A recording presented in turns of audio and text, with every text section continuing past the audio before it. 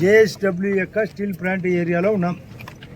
ఇప్పుడే గౌరవ కలెక్టర్ గారు, జేఎస్డబ్ల్యూ టీం, స్థానికులు అందరూ మాట్లాడిన తర్వాత భూసేకరణ కానీ, కరెంటు కానీ, రోడ్డు కానీ, లేదా నీరు కానీ, అంటే ఎక్కడి నుంచి నీరు రావాలా, గండికోట నుంచి నీరు, ఇలాంటి కార్యక్రమాలన్నీ క్లియరెన్స్ తర్వాత గౌరవ ముఖ్యమంత్రి గారు 25వ తేదీ నాడు, ఇది ప్రధానంగా చెప్తున్నామంటే 12 ఏళ్ల పాలన మోడీ గారు, 2 ఏళ్ల పాలన కూటమి ప్రభుత్వం, 2 ఏళ్ల పాలన కూటమి ప్రభుత్వం. దీన్ని దృష్టిలో పెట్టుకొని ఎన్నెన్నో ప్రాజెక్టులు చేసినాం. కడప స్టీల్ ఫ్యాక్టరీ ఇదో అదో అంటే దీని పేరు జేఎస్డబ్ల్యూ రాయలసీమ స్టీల్ ప్లాంట్.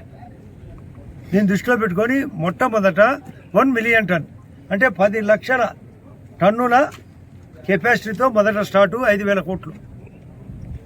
దీనికి స్థానికులకు 75% ఉద్యోగాలు కూడా. ఇది ఖచ్చితంగా 2028 డిసెంబర్ 31 లోపలనే పూర్తి కావాలి. అందులో మొదటి కార్యక్రమమే కమెన్స్మెంట్, అంటే పని స్టార్ట్. పెళ్ళైన తర్వాత కార్యక్రమం మాదిరి అది ఎక్కడైనా జరిగే సహజం.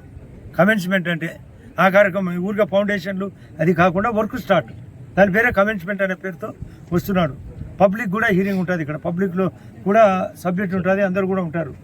దాదాపు 15,000 మందో 20,000 మందో ఆ రోజు గ్యాదర్ కూడా జరగబోతుంది. కూడా అందరి వారు కూడా చుట్టుపక్కల పల్లెలలో ఆనందమైన కార్యక్రమం కాబట్టి